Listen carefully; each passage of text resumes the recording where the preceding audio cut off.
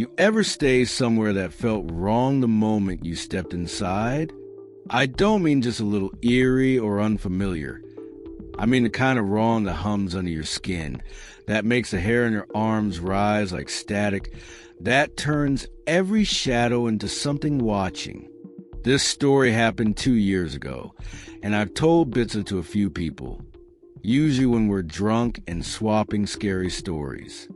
But I've never told the whole thing. Not because I was trying to protect someone or because it was painful or anything like that. No, it's because saying out loud makes it feel more real.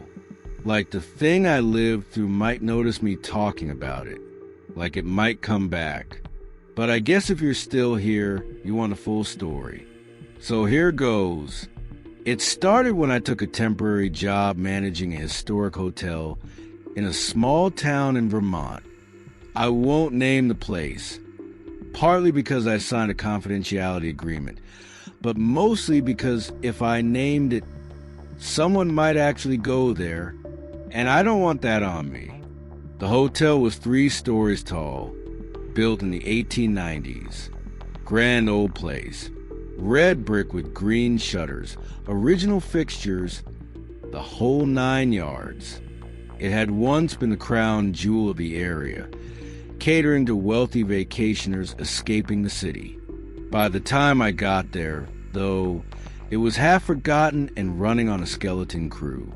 The owner had moved out west and needed someone to watch over it during the slow season, basically October through March.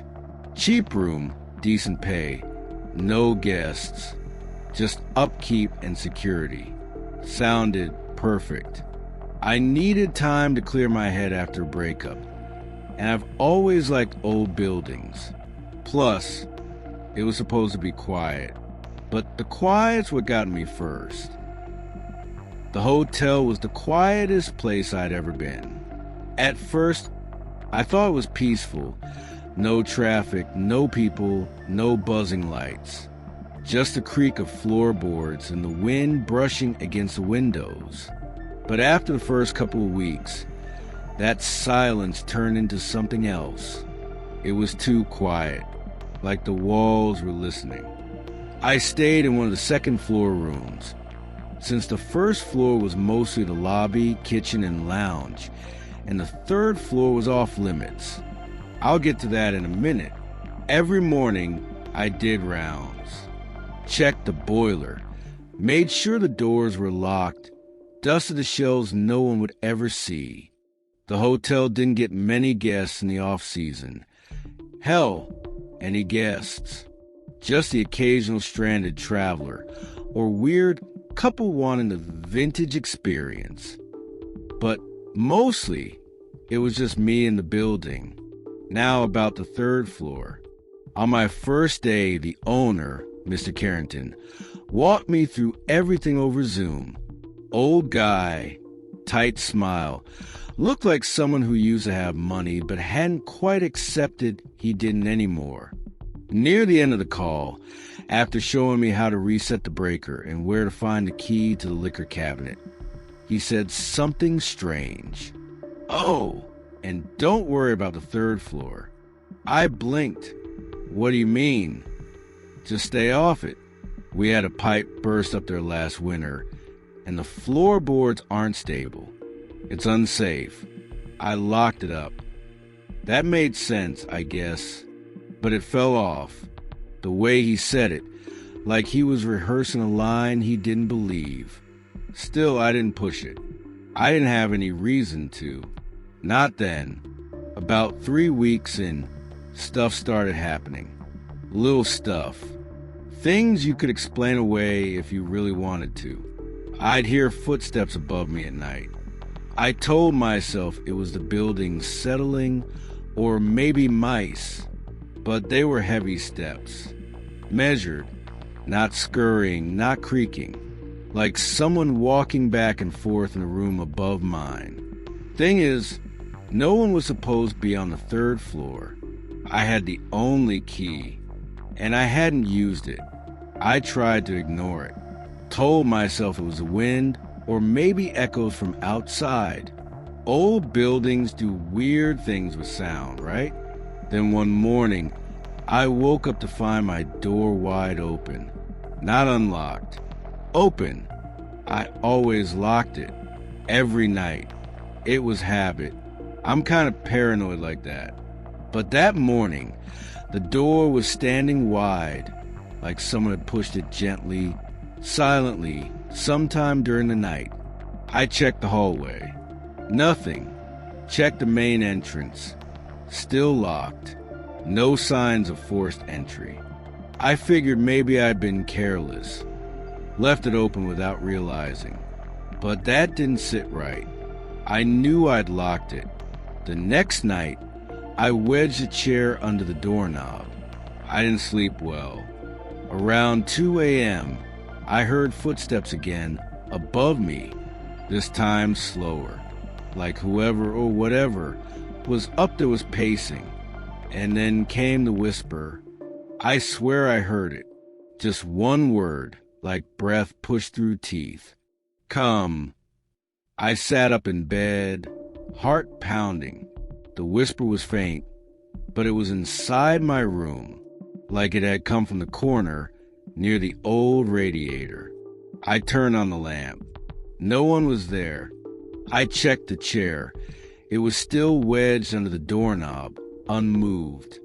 I didn't sleep the rest of the night. The next morning, I decided to check the third floor. I told myself it was just to put my mind at ease, that maybe some animal had gotten in, or maybe a window had blown open and was messing with the air pressure or something stupid like that. The staircase to the third floor was narrow and steep, tucked away behind a locked door at the end of the second floor hallway.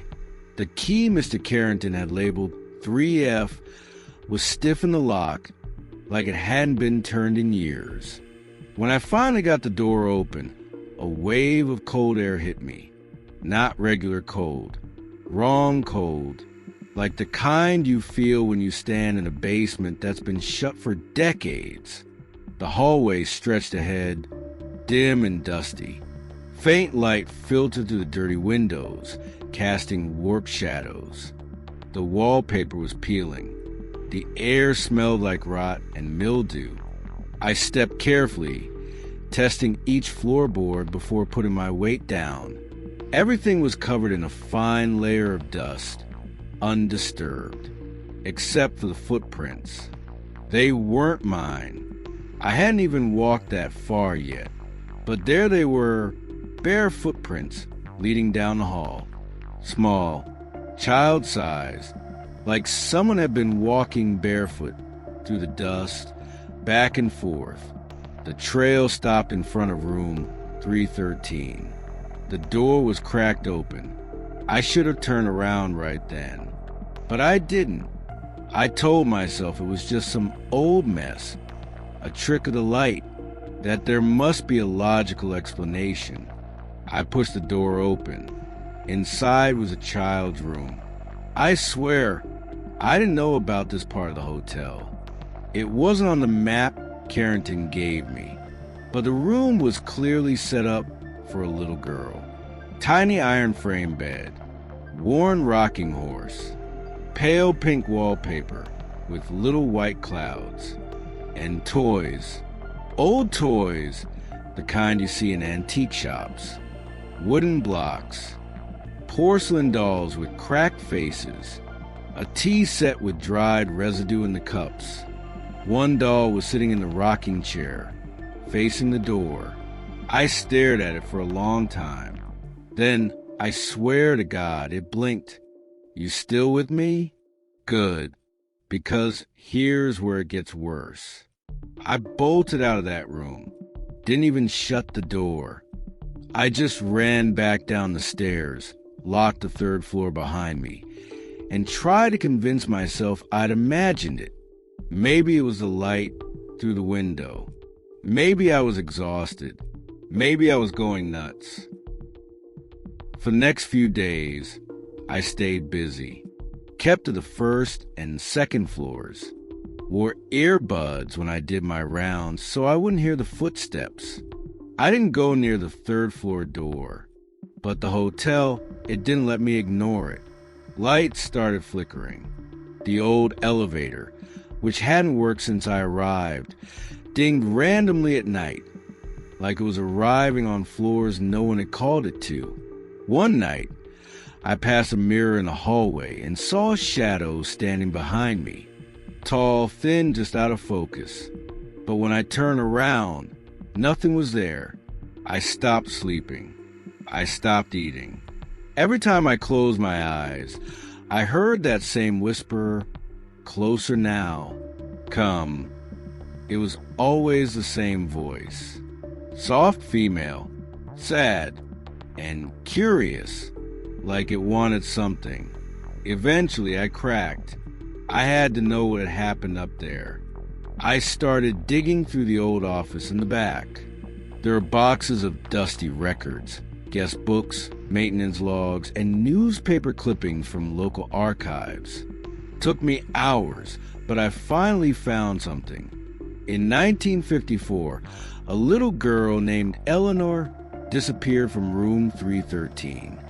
Her family had been staying at the hotel for the summer. One night, she vanished from her bed. No signs of forced entry. No footprints. Nothing. The police searched for weeks. Her parents left town devastated. The hotel closed for a few years after that. When it reopened, the third floor was sealed off. That was the last record I found. No one ever said what happened to Eleanor. That night, I did something stupid. I went back to room 313. I don't know what I thought I was going to find. Maybe I just needed to see it again to prove to myself it was real. Maybe I thought I could help. I don't know. I brought a flashlight, left my phone recording in my pocket. When I opened the door to 313, the air inside was freezing. I could see my breath. The flashlight flickered, but I kept going. The doll was still in the chair. Only now it was smiling. Not a cracked, static smile. New, like the corners of its mouth had moved. I heard the floor creak behind me. I turned. There she was, standing by the window. A little girl, maybe 7 years old, pale blue nightgown, long black hair that hung in front of her face, feet bare, eyes dark, and she was looking right at me. I couldn't move, couldn't breathe. She lifted one hand and pointed, not at me, at the floor. I followed her gaze and saw something I hadn't noticed before, a loose floorboard. Without thinking, I crossed the room, knelt down, and pried it open. Inside was a small bundle wrapped in rotting cloth. Bones, tiny ones, and a locket. I picked it up. Inside was a photo, Eleanor and her parents, smiling. When I looked back up, the girl was gone. The room was empty. I left the hotel that night. Didn't even pack. I sent Carrington an email saying I quit and that he should call the police. I never heard back. A few weeks later, I checked the local paper online. The hotel had burned down.